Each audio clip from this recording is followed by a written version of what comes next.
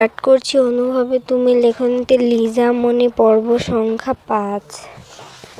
একটি বিশাল হোটেলে নারী নিয়ে মত্ত একজন প্রাপ্তবয়স্ক পুরুষ খালি গায়ে মেতে উঠেছে নিষিদ্ধ এক আদিম খেলায়। বর্তমানে সে নিজের পিপাসা মেটাতে ব্যস্ত। মেয়ে রায়হান বেবি, আমাদের বিয়ে করছি কবে? রায়হান নিজের মুখটা একটু বিরক্তি নিয়ে বলে, তুই যে আমার সাথে আসিস এই ওই অনেক কথা কে বলতে বলেছে তোকে? মেয়েটি, সরি রায়হান, আর বলবো না। ঠিক তখনই রায়হানের ফোনে একটি ফোন আসে।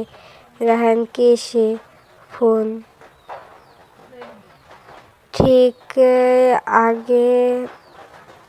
ঠিক আছে, গাড়ি বের করে আজই বাংলাদেশ ব্যাক করছি। রায়হান কথা শেষ করে একটা বাঁকা হাসি দেয়। তাহলে শেষ পর্যন্ত তোমার আসল পরিচয়টা জেনেই গেলাম সৎ ভাই। আমি আসছি, খেলাটা তাহলে সামনাসামনিই হোক বলে রায়হান অট্টহাসি দিয়ে ফেটে পড়ল। ইয়ানা, আরু আর সুমো অগ্নি চৌধুরীর বিলাসবহুল ড্রয়িং রুমে বসে আছে। ঠিক তখনই অগ্নি তাদের সামনে এসে বসে। তাকে দেখে সবাই দাঁড়িয়ে যায়। অগ্নি হাত দিয়ে ওদের বসতে বলে। ইয়ানা, কি রে আরু, তোদের এই ক্রাশ অগ্নি চৌধুরীর রুমেও কি মাস্ক আর সানগ্লাস পরে থাকে? উনি কি কানা নাকি দেখতে সুন্দর না? আরু, চুপ থাক সেরি, উনি খুব সুন্দর। অনেকে তাকে দেখেছে, তারা সবাই নিজের মুখে বলেছে। অগ্নি এতক্ষণ ধরে ইয়ানার দিকে তাকিয়েছিল। ইয়ানাকে পরখ করছে। শরীরে সাদা কালো রঙের হাঁটু পর্যন্ত টপস, কালো প্যান্ট, মাথায় হিজাব করা। অগ্নির কাছে ইয়ানাকে কোনো পুতুলের চেয়ে কম লাগছে না। ইয়ানার এরকম ফিস ফিস করতে দেখে অগ্নি কিছুটা গম্ভীর হয়ে বলল, কি বলবে তাড়াতাড়ি বলো, আমার হাতে বেশি সময় নেই। ইয়ানা কিছুটা আমতা আমতা করে বলল, আসলে স্যার, আমাকে কয়েকদিন ধরে একটা ছেলে বিরক্ত করছে। অগ্নি আড়ালে একটা মুচকি হাসি দেয়। সে তাকে বিরক্ত করছে? তাকে সে কথা সুন্দর করে বলছে। অগ্নি, প্রথমে আমি স্যার না, দ্বিতীয় এরকম একটা সামান্য কাজে অগ্নি চৌধুরী করে না, তার জন্য পুলিশ আছে। আর কোনো ছেলে এমনি এমনি আসে না, নিশ্চয়ই সিডিউস করেছে। ইয়ানা আহানের কথা শুনে অবাক হয়ে যায়। সিডিউস কথাটা মাথায় আসতেই কিছুটা রেগে দাঁতে দাঁত চেপে বলে, জানি আমরা পুলিশ আছে, কিন্তু ছেলেটা হুমকি দিয়েছে যদি এসব পুলিশকে জানে তাহলে ও আমার পরিবারের ক্ষতি করে দেবে। আর সবচেয়ে বড় কথা, ছেলেটাকে আমি চিনি না। যদি চিনতাম তাহলে পুলিশের প্রয়োজন পড়তো না। ওই গুন্ডার কুত্তার লেজ কাটা হনুমান লুচ্চার জন্য আমি ইয়ানায় যথেষ্ট ছিলাম। আর আমার এতটাও খারাপ দিন আসেনি যে রাস্তায় বখাটেগুলোকে সিডিউস করব। তাদের বাবা মায়েরই তো ঠিক নেই, হয়তো মা জন্ম দিয়েই ফেলে চলে গিয়েছিল। আহান এবার নিজের রাগকে সংযত করার জন্য হাত দুটো মুষ্টিবদ্ধ করে ফেলে, চোখ বন্ধ করে বড় বড় শ্বাস টানে। কারণ ইয়ানা আহানের মা বাবা নিয়ে প্রশ্ন তুলেছে। এইবার আহান ইয়ানার দিকে তাকিয়ে থেকে মনে মনে ভাবে, মেয়েটা যত বোকা ভেবেছিলাম ততটা বোকা না, যথেষ্ট স্ট্রং। নয়তো যার সামনে দাঁড়িয়ে বড় বড় মাফিয়ারাও কথা বলতে ভয় পায়, সেখানে এটুকু একটা মেয়ে কিভাবে ওর নামে এতগুলো কথা বলছে? রাগে আহানের হৃদয় জ্ঞান হারিয়ে ফেলেছে। ইয়ানা এবার বলে, সরি স্যার, আপনার মূল্যবান সময় নষ্ট করার জন্য। আমি ভুলে গিয়েছিলাম মাফিয়ারা কখনো কারোর সাহায্য করতে পারে না, কারণ তারা। ইয়ানা আরও বলল না। আরোরা আর সুমাইয়া হাত ধরে বাইরে যাওয়ার জন্য পা বাড়ায়। তখনই আহান পেছন থেকে ডাক দেয়, দাঁড়াও ইয়ানা, কি বলবেন বলেন। আপনার মূল্যবান সময় নষ্ট করতে চাই না। আহান বসা থেকে প্যান্টে দুহাত গুজে দাঁড়িয়ে বললে, যে অগ্নি চৌধুরীর সামনে দাঁড়িয়ে কথা বলতে সবার কলিজা কাঁপে, আর সেখানে তুমি এতগুলো কথা বলে চলে গেলে। I Impress.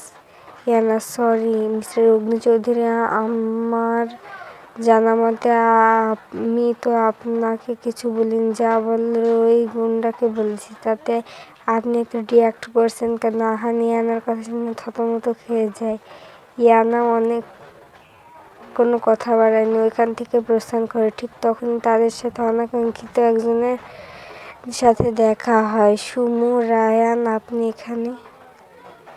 রায়ানও তাদের দেখে ভূত দেখার মতো চমকে ওঠে, কিছুটা আমতামতা করে বলে, আসলে হয়েছে কি, একটা কাজে এসেছিলাম, দেখো এসে তোমাদের সাথে দেখা হয়ে গেল, কিন্তু তোমরা এখানে কিসের জন্য? ইয়ানা, আসলে ভাইয়া এমন এখন কথা বলতে ইচ্ছে করছে না, অন্য একদিন কথা বলবো, এখন আসিয়া না। তারা চলে যায়। এদিকে রায়ান ভেতরে গিয়ে যা দেখে তাতে ওর চোখ কপালে উঠে যায়, কারণ পুরো ফ্লোরের কাছে ছড়াছড়ি, আহানের হাত দিয়ে টিপ টিপ রক্ত পড়ছে। পাশে ইউভি শান্ত করার চেষ্টা চালাচ্ছে। রায়ান তাড়াতাড়ি আহানের কাছে গিয়ে বলে, কি হয়েছে, এভাবে রেগে আছিস কেন? আর ইয়ানাকে দেখলাম মন খারাপ করে বের হয়ে যেতে। আহান শুধু চোখ বন্ধ করে বড় বড় শ্বাস টানছে। এবার ইউভি সবকিছু খুলে বলে। রায়ান একটা দীর্ঘশ্বাস ছেড়ে বলে, আয়ান দেখ, ইয়ানা তো জানেই না যে তুই সেই ছেলেটা, তাই না? আর ও তোর মাকে বলেনি, ওই তো ওই ছেলেটার মাকে বলেছে। আহান এবার রায়ানের মুখ চেপে ধরে চিৎকার করে বলে, আমার মা নেই, আমি অগ্নিচৌধুরী, নিজের জন্য নিজের যথেষ্ট, বুঝেছিস তুই? ইউভি, আহান কি করছিস কি? ছাড় ওকে, আহানও ও মরে যাবে, ছাড়। আহান এবার রায়ানের গলা ছেড়ে সেখান থেকে গাড়ি নিয়ে বের হয়ে যায়। রায়ান ছাড়া পেয়ে কাশতে থাকে। ইউভি, ইডিয়েট, তুই জানিস না ওর মাকে নিয়ে কিছু বললেও পাগল প্রায় হয়ে যায়, এমনি রেগেছিল, এখন কোন বুদ্ধিতে বলতে গেলি? রায়ান, সরি, আমি তো ওকে জাস্ট বুঝাতে চেয়েছিলাম। এই আহান ইয়ানার সাথে কিছু করবে না তো? ওর মনে নেই জাভিদ কে কি মেরেছিল, জাস্ট জন্ম পরিচয় নিল, কথা বলেছিল বললে? ইয়ানাকে কিছু করবে না তো? যেভাবে রেগে বের হয়ে গেল। ব্রো, তাড়াতাড়ি আহানকে থামা। ইয়ানা, সুমু, আরু আর তারা সকলে একসাথে কফি শপে যায়। আরু, কিরে ইয়ানা, তোকে এত অন্যমনস্ক লাগছে, কি ভাবছিস তুই? দেখ, তুই যদি ওই মাফিয়াকে কথাগুলো ভেবে থাকিস তাহলে ভুলে যা, আমাদেরই ভুল হয়েছে ওইখানে যাওয়া, ভুলে গিয়েছিলাম সে একজন মাফিয়া, শুধু লোক দেখানোর জন্য কয়েকটা ভালো কাজ করে। তাদের শিরায় শিরায় খারাপ কাজ বিদ্যমান, তাই ও যদি কাউকে সিডিউস করেছিস কিছু যায় আসে না। সুম, একদম ঠিক বলেছিস, কত কষ্ট করে ক্রাশ খাইছিলাম, ধুর। এখন ভাব ওই ছেলেটাকে ধরবি কিভাবে? ইয়ানা মুচকি হাসি দিয়ে বলে, ধরে ফেলেছি ওকে, আমি শুধু সময়ের অপেক্ষা।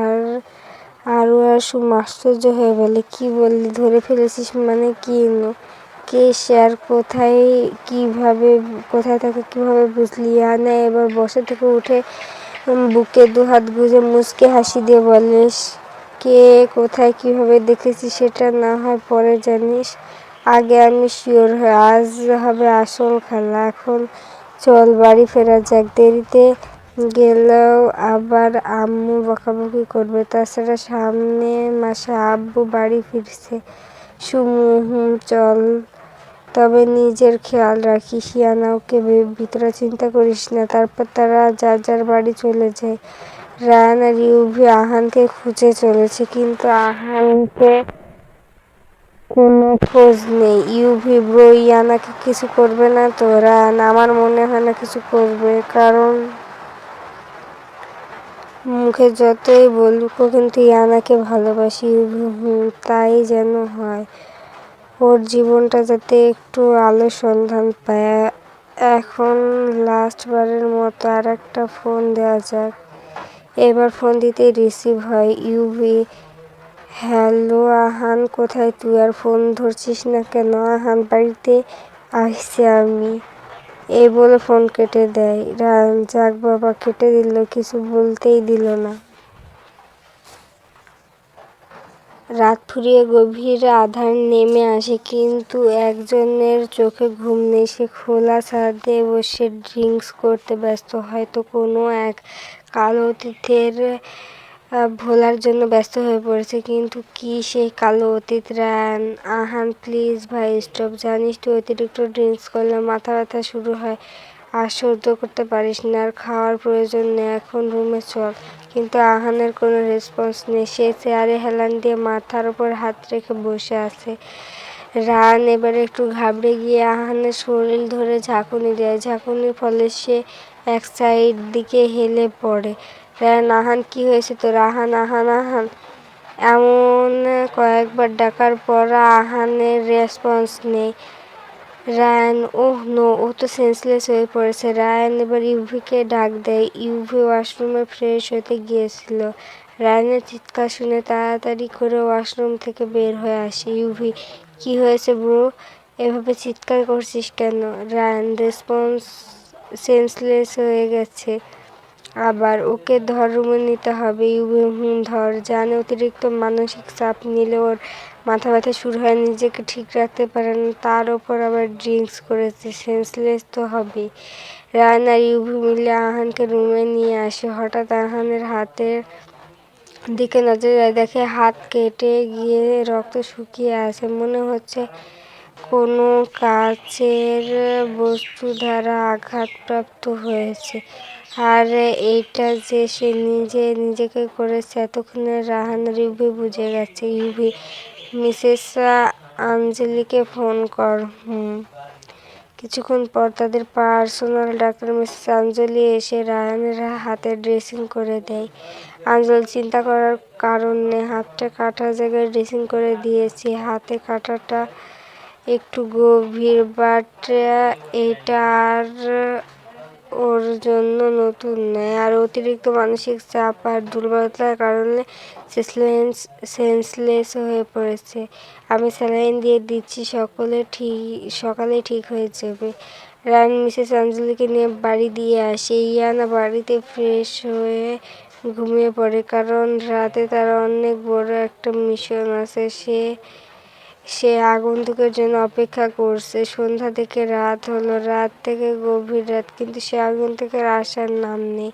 ইয়ানা, তাহলে আজকে আপনি আসবেন না? আজ না আসবেন কাল তো আসবেন, কাল না আসলে পরশু, কিন্তু আমি আপনাকে হাতে নাতে ধরবো। আমার সন্দেহ যদি সত্যি হয় তাহলে তো কোনো কথাই নেই, কিন্তু তার জন্য আগে আপনাকে দেখা প্রয়োজন। ইয়ানা আর সারা রাত ঘুমায়নি। তার ভাবনার মাঝে দেখতে পায় রাত ফুরিয়ে সূর্যিমামা উঁকি দেয়।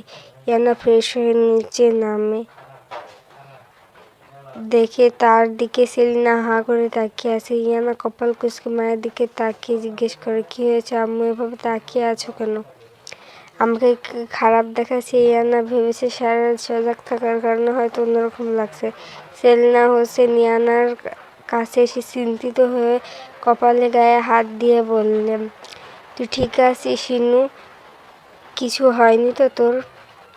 না, আমার কিছু হয়নি, ঠিক আছে, কিন্তু তোমার এমন কেন মনে হচ্ছে আমি ঠিক নেই? আমাকে কি আজ অন্যরকম লাগছে? ঠিক তখনই রুয়ানা পিছন থেকে ডাক দিয়ে বলে, আপু, এটা কি তুই? তুই এত সকালে ঘুম থেকে উঠেছিস? ও মাই গড আব্বু, তুই তো ইতিহাস পাল্টে দিয়েছিস। আম্মু, এইটা তোমার মেয়ে তো? ইয়ানা এতক্ষণে বুঝতে পেরেছে আসল কাহিনী। ইয়ানা এবারে একটু বিরক্ত হয়। কেন, সে কি কোনোদিন ঘুম থেকে সকালে উঠেনি নাকি? সবাই এমন ভাব করছে যেন আজই প্রথম উঠেছে। ইয়ানা, কেন রে, আমি কি কোনোদিন সকালে ঘুম থেকে উঠি না? সেলিনা হোসেন, ঝাড়িউর বাড়ি খেয়ে। রুয়ানা এবার ফিক করে হেসে দেয়। ইয়ানা এবার কিছুটা রেগে বলে, ঠিক আছে, তোমরা দুজনে থাকো, আমি গেলাম, কিছু পড়া আছে। এই বললে ইয়ানা ওপরে চলে যায়। সেলিনা হোসেন, তুই এখনো এখানে দাঁড়িয়ে আছিস কেন? প্রাইভেটে যাবি না? রুয়ানা, আম্মু, নাস্তা করে চলে যাবো। কিন্তু আম্মু, আপু আজ তো ঝাড়ুর মুখ দর্শন না করে উঠে গেল বলেই রুয়ানা হাসা শুরু করে। সেলিনা হোসেন, হয়েছে, তোমাকে আর হাসতে হবে না, হয়তো ঘুম ভেঙে গিয়েছিল তাই উঠে গেছে। তুই তাড়াতাড়ি নাস্তা করে প্রাইভেটে যা। রুয়ানা নাস্তা শেষ করে প্রাইভেটে চলে যায়। ইয়ানা, তারা সবাই বিরক্ত মুখে ক্লাসে রুমে বসে আছে। আর ধুরবাল কি কি ক্লাস করায় এ টাকলুর, কি পড়ায় ও মনে হয় নিজেই জানে না। আকাশ ঠিকই বলছে, শুধু শুধু সময় নষ্ট করে, এটুকু সময় অবনের সাথে কাটালেও ভালো হতো। রোহান, আমাদের এত সিঙ্গেলের মধ্যে তুই একজন মিঙ্গেল কি করিস বলতো? আমাদের সামনে বারবার গার্লফ্রেন্ডের নাম নিচ্ছিস, আমার কি কষ্ট লাগে না? বন্ধু হয়ে বন্ধু কষ্ট তো ভাবতে পারিস। সুমু হুম। আকাশ, তুই রায়হানের সামনে এভাবে বলতে পারিস না, ও ভাই জীবনেও মেয়ে পাবে না, তাই কষ্টও পাবে। আয়াত, সবই তো বুঝলাম, কিন্তু তোদের মনে হচ্ছে আমাদের ইনু বেবি আর চুপচাপ হয়ে আছে, কাল বিকেল থেকে অন্য মানুষকে দেখছি। রুহান, সেটা তো আমি খেয়াল করেছি, ভেবেছি হয়তো এমনি তার তার জিজ্ঞেস করিনি। ঠিক তখনই তাদের ক্লাসে আইসিটি জাফর স্যার চেঁচিয়ে বলে, কথা বলছে কেন? দাঁড়াও বলছি। স্বেচ্ছায় পরে আমি দাঁড় করালে কিন্তু খবর আছে। হল্লা পার্টির সবাই এক এক করে দাঁড়িয়ে পড়ে। জাফর স্যার চশমা নিচে নামিয়ে বলে, বের হও ক্লাসরুম থেকে তোমরা। ক্লাসের মধ্যে কথা বলা আমার পছন্দ করি না, জানো না? আয়াত একটু মুখ ভেঙচি দিয়ে বলে, শালা টাকলুর ক্লাস তো করাস না ঠিক মতো, আবার কথা বললে সমস্যা। তারা সবাই এমনিতেই খুশি হয়েছে বের হয়ে যাওয়ার কথা বলার জন্য। সবাই এক এক ক্লাসরুম থেকে বের হয়ে আসে। আরও বের তো হয়ে আসলাম, আজ আর ক্লাস করব না। আয়াত, এখন বাসায় যেতে পারবো না, আম্মু নানান প্রশ্ন করবে। ইয়ানা, ঠিক বলছি, এখন বাড়ি যাওয়া যাবে না। এক কাজ করি, ওই মোড়ের চায়ের দোকানে যাওয়া যাক, অনেক দিন ধরে যাওয়া হয় না। আকাশ, ঠিক বলছিস, চল।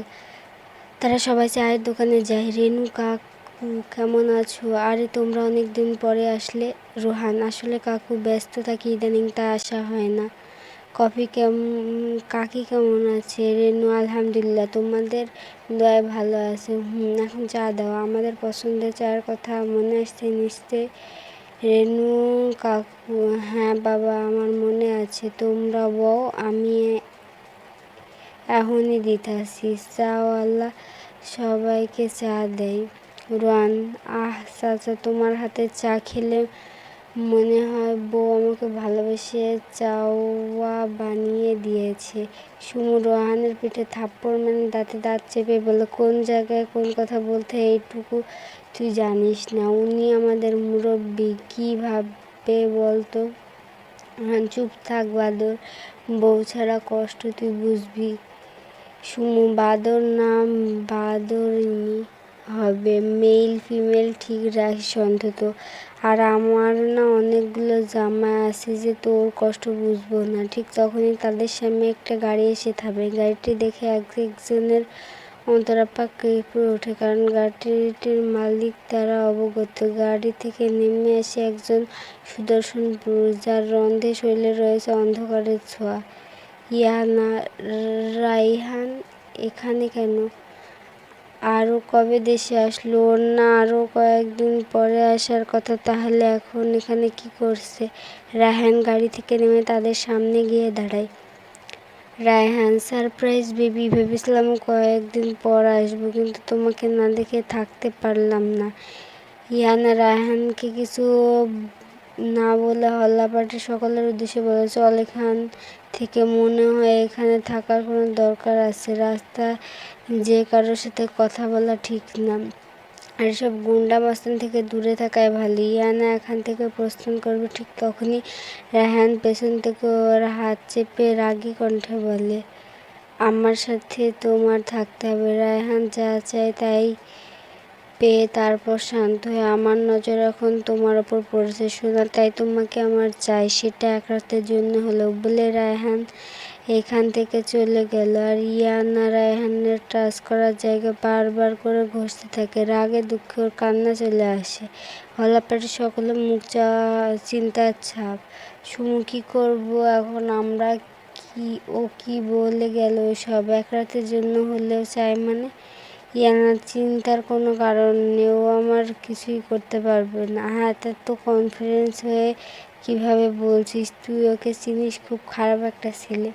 ইয়ানা একটা রহস্যময় হাসি দিয়ে বলে, আমাকে তো আর ছুঁতেও পারবে না। আর এক রাতের জন্য চাও সেটা বিলাসিতা মাত্র। সবাই ইয়ানার দিকে অবাক হয়ে তাকিয়ে থাকে। কয়েকদিন আগে পর্যন্ত যে মেয়ে ভয় পেত, আজ তার মুখে কোনো ভয়ের ছাপ নেই। কারণ একটা মেয়ে যতই সাহসী হোক না কেন, তার ইজ্জত সবার ঊর্ধ্বে। সেটা রক্ষা করার জন্য সবকিছু স্যাক্রিফাইস করতে পারে, আর সবকিছুর বিরুদ্ধেও লড়তে পারে। আহান নিজের রাগ নিয়ন্ত্রণ করার জন্য বৃথা প্রয়াস চালাচ্ছে। জোরে জোরে শ্বাস টানছে, হাত দিয়ে গড় গড় করে রক্ত ঝরছে। কালকের কাটা স্থানে পুনরায় আঘাত পাওয়ায় জায়গাটা আরো গভীর আহত হয়েছে। চোখ দুটো সানগ্লাসের আড়ালে রক্তবর্ণ ধারণ করেছে। মনে হচ্ছে যেন এখনই সময় টুপ করে রক্ত পড়ে যাবে। হাতের রগগুলো ফুলে উঠেছে। এখন জানা যাক আহানের রাগের কারণ। রাতের ঘুমের ইঞ্জেকশন পুশ করার কারণে আহান সকালে অনেক দেরি করে ঘুম থেকে ওঠে। ও ঘুম থেকে উঠে দেখে ওর হাতে স্যালাইন লাগানো। অমনি কাল থেকে মেজাজ বিগড়ে রয়েছে সব দেখে আরও রেগে যায়। টান মেরে হাতের স্যালাইন খুলে ফেলে, ফলে কাটা জায়গায় হালকা ব্যথা পায়। আহান নিজের কাটা জায়গার দিকে তাকিয়ে তাচ্ছিল্য হাসি দিয়ে বলে, স্যাহ, অগ্নি চৌধুরী, এরকম সামান্য কাটায় কিছু হয় না। আর না প্রয়োজন কারোর সেবা যত্ন। আহান রেডি হয়ে নিচে নামে দেখে ইউভি আর রায়হান বসে আছে। কেউ কাউকে কিছু না বলে সামনের দিকে পা বাড়ায়। ইউভি কিছুটা চিন্তিত হয়ে বলে, কিরে, কোথায় যাচ্ছিস? তোর শরীর তো এখনো ঠিক হয়নি। আহান মুখে চ উচ্চারণ করে বলে, তোদের বলছি আমাকে নিয়ে তো ভাবতে, আর মেয়েদের মতো এমন আদিক্ষেতা করছিস কেন? বলেই সামনের দিকে পা বাড়ায়। ইউভি আর রায়হান আর কিছু বলেন, ওরা জানে আর কিছু বললেও লাভ নেই। আহান এমন নিজের হাজারটা ধমক দিবে, কিন্তু অন্যকে, নিজের বন্ধুদের কিছুই বলতে পারবে না। কেউ কিছু বললে তাদের জান নিয়ে নিতে দুবার ভাববে না। আবার নিজের বন্ধুরা রক্ষা করতে নিজের জীবন হেসে হেসে দিয়ে দেবে। একজন আরেকজনের জন্য প্রাণ। অটুট থাকুক তাদের বন্ধুত্ব আজীবন। আহান অফিসে থেকে কোনো এক কাজে কলেজে যায়। কাজ শেষ করে যখন গাড়িতে উঠতে যাবে, ঠিক তখনই দূর থেকে হল্লা পেটে রায়হানকে দেখতে পায়। যখন দেখে রায়হান ইয়ানার হাত ধরেছে, নিজের ভারসাম্য হারিয়ে ফেলে। রাগে হিতাহিত জ্ঞান হারিয়ে গাড়ির সামনের গ্লাসে সজোরে ঘুষি মারে। রাগে দাঁতে দাঁত চেপে বিড়বিড় করে বলে, এর ফল তোমাকে ভোগ করতে হবে সোনা পাখি। আমাকে ছাড়া অন্য পুরুষের ছোঁয়া তোমার গায়ে মাখাও, তা তো অগ্নি চৌধুরী মানবে না। বড় হিংসুটে আমি, নিজের জিনিস কারোর সাথে ভাগ করি না। এ বললে আহান এখান থেকে প্রস্থান করে। ইয়ানা কলেজ শেষ করে বাড়িতে গিয়ে কাউকে দৌড়ে গিয়ে জড়িয়ে ধরে, আব্বু কখন আসলে? কেমন আছো? আসতে কেন অসুবিধা হয়নি তো? তোমার তো সামনের মাসে আসার কথা ছিল। আসাদ হোসেন মেয়ের এতগুলো প্রশ্ন দেখে হেসে বললেন, আসতে রে মা, এতগুলো প্রশ্ন করে নিজেকে ছেলেকে ফেলতে চাচ্ছিস নাকি? ইয়ানা চিন্তিত হয়ে বলে, প্লিজ আব্বু, মরার কথা আর কোনোদিন মুখে আনবে না। আসাদ সাহেব হেসে বলে, ঠিক আছে। আমার মা জননী সেলিনা হোসেন রান্নাঘর থেকে চা নিয়ে আসতে আসতে বললেন, কি কথা হচ্ছে এখানে শুনি? ইয়ানা একটু রসালো সুরে বলল, বাংলার রিনা খান নিয়ে কথা হচ্ছে আম্মু। সেলিনা হোসেন মেয়ের দিকে কপাল কুঁচকে তাকিয়ে, বাপ মেয়ে রিনা খানের পিছনে লেগেছিস কেন? কি কথা যে বলো আম্মু। আম্মু শুধু আব্বুর সম্পর্কেই বলবো, তোমাকে নিয়ে কিছু বলবো না। তা কি করে হয়? সেলিনা হোসেন এতক্ষণে বুঝতে পারলেন আসল কাহিনী। তাকে নিয়ে বাপের কাছে এতক্ষণ নালিশ করছিল। সেলিনা হোসেন হাতে থাকা চামচ দিয়ে ইয়ানার দিকে তেড়ে যায়। তবে রে ফাজিল মেয়ে, মাকে রিনা খান ডাকছিস? ইয়ানা হাসতে হাসতে বলে, তোমাকে রিনা খান ডেকেছি, তা তো গর্ব করা উচিত। উনি কত ভালো অ্যাক্টিং করে তুমি জানো? এই বলে ইয়ানা হাসতে থাকে। সেলিনা হোসেন, আসাদ, তুমি ওই মেয়ের সাথে হাসছো? আসাদ, আরে রাগ করছো কেন? সেলিনা, ও তো মজা করছে। সেলিনা হোসেন রেগে বলে, হয়েছে, অনেক মজা হয়েছে, ফ্রেশ হয়ে খেতে আয়। ইয়ানা মায়ের গালে টুপ করে একটা চুমু দিয়ে বলে, তুমি পৃথিবীর বেস্ট আম্মু, বলে দৌড়ে উপরে চলে যায়। আসাদ হোসেন এবার সেলিনা হোসেনের দিকে তাকিয়ে বলে, সেলিনা, তোমার সাথে জরুরি কথা ছিল। সেলিনা হাসান, কি বলবে বলো। এই বলে আসাদ হোসেনের পাশে বসে আসাদ হোসেন কিছুটা সিরিয়াস হয়ে বলে, আমার একজন কলেজ ফ্রেন্ড ইমতিয়াজ মির্জাকে তো চেন। 1 বছর আগে ওর ছেলে বিদেশ থেকে পড়াশোনা শেষ করে দেশে ফিরেছে। কোনো এক কারণে ওদের সাথে এখন আর যোগাযোগ নেই, কিন্তু পরশু আমাকে ইমতিয়াজ ফোন করে বলে ওর ছেলে নাকি আমাদের ইয়ানাকে দেখে পছন্দ করেছে, এখন সে তাকে বিয়ে করতে চায়। এবার তোমার মতামত জানতে চাই। সেলিনা হাসান কিছুটা চিন্তিত হয়ে বলল, ওনার নাম তো আমি তোমার থেকে শুনেছি, সামনাসামনি তো আর দেখিনি। তোমার যা ভালো মনে হয় তাই করো, তবে ইয়ানার মতামত নেওয়া দরকার। আসাদ, আমার মনে হয় ইয়ানা আমাদের মতামতের বাইরে যাবে না। ইয়ানা খাওয়া দাওয়া শেষ করে ঘুমানোর জন্য রুমে যায়, গিয়ে দেখে রুয়ানা রুমে নেই। কিছু একটা ভেবে বেলকনিতে গিয়ে দেখে কারোর সাথে হেসে হেসে কথা বলছে। রুয়ানা ইয়ানার দিকে ঘাবড়ে গিয়ে বলে, আপু তুমি এখানে? ইয়ানা, কার সাথে কথা বলছিস এত রাতে? রুয়ানা, আসলে আপু, আমরা এক ফ্রেন্ড জুই ফোন করেছিল নোট নেওয়ার জন্য। ইয়ানা কথাটা পুরোপুরি বিশ্বাস করেছে কিনা জানি না। ইয়ানা, রুমে চল ঘুমাবি। রুয়ানা আমতা করে বলে, চলো। তারা দুজনে গিয়ে ঘুমিয়ে পড়ে। তারপর ধন্যবাদ সকলকে। ভুল ত্রুটি ক্ষমা দৃষ্টিতে দেখবেন। গল্পটি কেমন লাগলো কমেন্ট করে জানাবেন। ধন্যবাদ।